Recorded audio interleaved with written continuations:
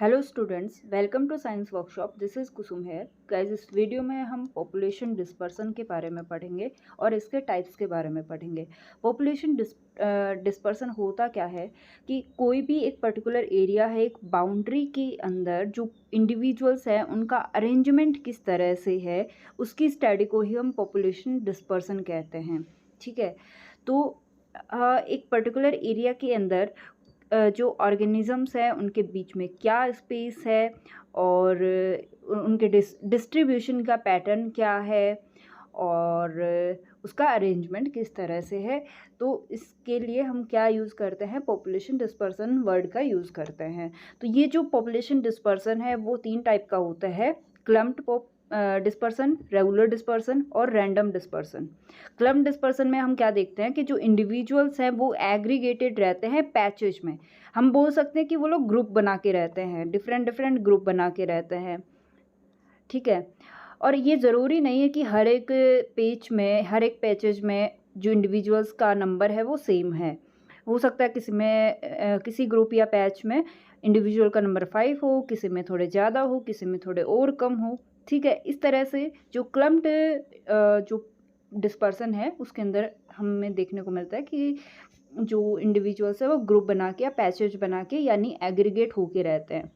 तो एग्जांपल की अगर बात करें तो हो गया सी स्टार, जिसके सी स्टार जो है वो आपस में एक साथ में मिलके रहते हैं, यानी ग्रुप बना के रहते हैं, पैचेज बना के रहते हैं, क्योंकि उनका उस पर्टिकुलर जगह पे फूड का अबंडेंस देखने को मिलता है। ठीक है, सेकेंड टाइप हो गया रेगुलर। रेगुलर डिस्पर्सन को हम यूनिफॉर्म डिस्पर्सन भी कहते हैं। यूनिफॉर्म डिस्पर्सन में हमें क्या देखने को मिलेगा कि इंडिविजुअल्स के बीच में जो स्पेस है वो इक्वल होगा। ठीक है, वो स्पेस भले ही कम हो ज़्यादा हो, लेकिन वो स्पेस पूरे एक पर्टिकुलर एरिया के अंदर, एक बाउंड्री के अंदर सभी इंडिविजुअल्स में वो स्पेस इक्वल होगा। आप इधर देख रहे हैं इक्वल स्पेस है। अगर एक हाइपोथेटिकल एग्जांपल ले तो हम देख सकते हैं कि हम प्रेयर में खड़े होते थे स्कूल में। ठीक है, तो हम लाइन बना के खड़े होते थे इस तरह से। ओके, तो हमारे बीच में क्या हुआ था कि एक पर्टिकुलर इक्वल डिस्टेंस के में हम खड़े रहते थे। हम लाइक एक हाथ का फासला लेके खड़े होना, लाइक दिस।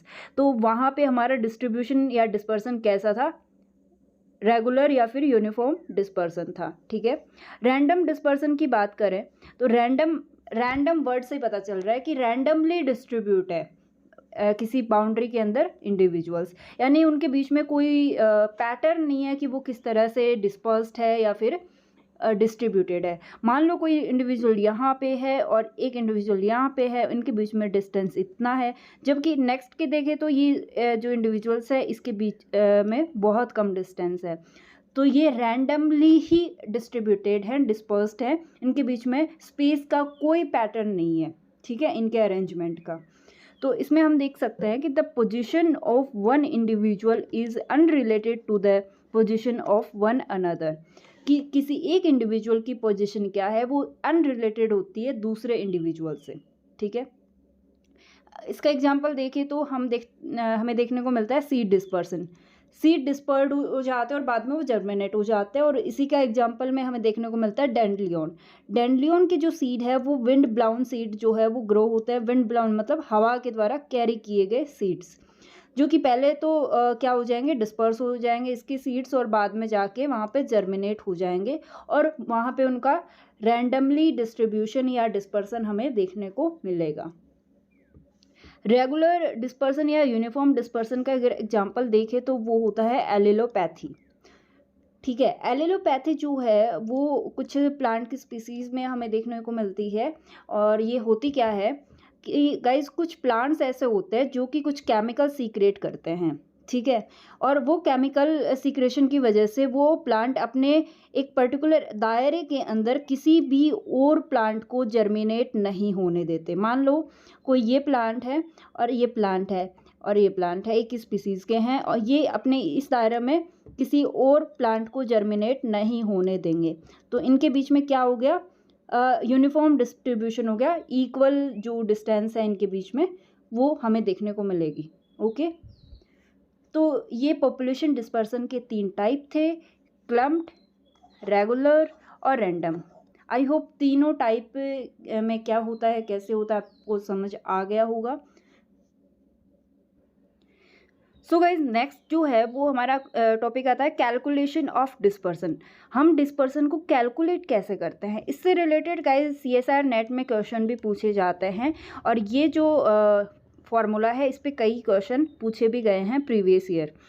तो इसका क्या फॉर्मूला है कैलकुलेट करने का, वो है delta is equal to variance upon mean. इससे डायरेक्ट क्वेश्चन पूछे जाते हैं इस फॉर्मूला से कि हमें वेरिएंस जो है वो क्वेश्चन में दिया हुआ होगा और मीन भी दिया होगा, लेकिन हमें ये पता होना ज़रूरी है कि इसमें कैसे क्या आंसर आएगा। लाइक जब डेल्टा इज इक्वल टू 1 होगा, 1 के बराबर होगा, तो रैंडम डिस्पर्सन हमें देखने को मिलेगा। ठीक है, यहाँ पे वेरिएंस का मतलब है गाइस द फैक्ट और quality of being different, divergent और इनकंसिस्टेंट। तो यहाँ पे डेल्टा का मान अगर 1 के इक्वल होगा तो हमें रैंडम डिस्ट्रीब्यूशन या रैंडम डिस्पर्सन उस पर्टिकुलर एरिया में देखने को मिलेगा उस स्पीसीज़ का। सेकेंड है अगर डेल्टा बड़ा है 1 से तो वहाँ पे क्लम्प्ड डिस्ट्रीब्यूशन होगा। ठीक है, यहाँ पे स्पेलिंग मिस्टेक है थोड़ा, क्लम्प्ड डिस्पर्सन या डिस्ट्रीब्यूशन होगा। अगर डेल्टा का मान कम आता है 1 से तो वहाँ पे यूनिफॉर्म डिस्पर्सन या फिर रेगुलर डिस्पर्सन होगा। डेल्टा यहाँ पे डिस्पर्सन को शो करता है। ठीक है, सो यहाँ पे आपको क्या याद रखना है, delta is equal to variance upon mean. अभी हम एक क्वेश्चन देखते हैं CSIR नेट में प्रीवियस ईयर में पूछा गया है, किस तरह से क्वेश्चन आ सकता है। गाइज ये MSc में भी कई लोगों के टॉपिक होता है, अगर आप MSc के स्टूडेंट हैं तो भी आप इसको प्रेफर कर सकते हैं इस वीडियो को, इस टॉपिक को। ठीक है, अगर आपके सिलेबस में है तो। अगर कोई CSIR नेट के लिए प्रिपेयर कर रहे हो तो उसके लिए तो ये हेल्पफुल है ही। इससे एक नहीं बहुत सारे क्वेश्चन पूछे गए हैं अलग अलग सालों में। तो क्वेश्चन किस तरह से पूछा जा सकता है कि ये 2016 के अंदर जून में क्वेश्चन पूछा गया था। यहाँ पे हमको दे दिया स्पीसीज़ A, B और C, 3 टाइप की स्पीसीज़ है, उनका मीन और वेरिएंस हमको दे दिया गया। अब वेरिएंस का मान है 5.05 और मीन का मान है 5.30। अब निकाला कैसे जाएगा, हमको फॉर्मूला पता होना चाहिए। ठीक है, तो क्या हो जाएगा 5.05 अपॉन 5.30। ठीक है, तो क्या होगा इसका आंसर।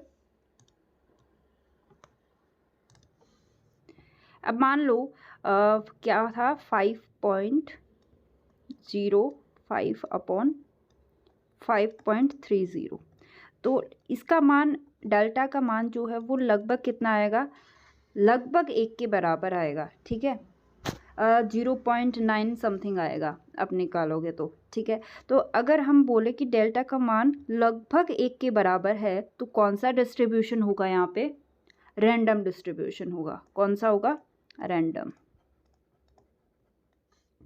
देन सेकंड में देखो स्पीसीज बी के अंदर हमारे पास में वेरिएंस जो है delta is equal to variance है 0.35 अपॉन 7.05।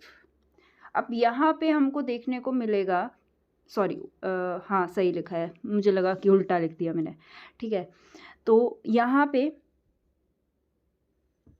हमको क्या मान मिलेगा, 1 से बहुत कम मिलेगा। तो डेल्टा जो है क्या होगा, बहुत कम होगा 1 से। तो यहाँ पे हमने पिछले स्लाइड में या फिर पिछले जो पेज के अंदर हमने क्या देखा था, जब डेल्टा का मान 1 से कम होगा तो क्या होगा, यूनिफॉर्म डिस्ट्रीब्यूशन होगा। क्या होगा, यहाँ पे यूनिफॉर्म डिस्ट्रीब्यूशन होगा। देन थर्ड स्पीसीज के अंदर हम देखते हैं मीन जो है वेरिएंस जो है वो 50.5 है और मीन जो है वो है 5.30 है। तो इसका मान आएगा 1 से बड़ा। ठीक है, 1 से बड़ा आएगा, आप कैलकुलेट करके देख सकते हैं गाइस। तो 1 से बड़ा आएगा तो क्या कैसा डिस्ट्रीब्यूशन होता है, क्लम्प्ड डिस्ट्रीब्यूशन होता है। ठीक है, आई होप सबको समझ में आ गया होगा। तो इस ऑप्शन में कौन सा ऑप्शन हो जाएगा, चेक करो कौन सा ऑप्शन होगा।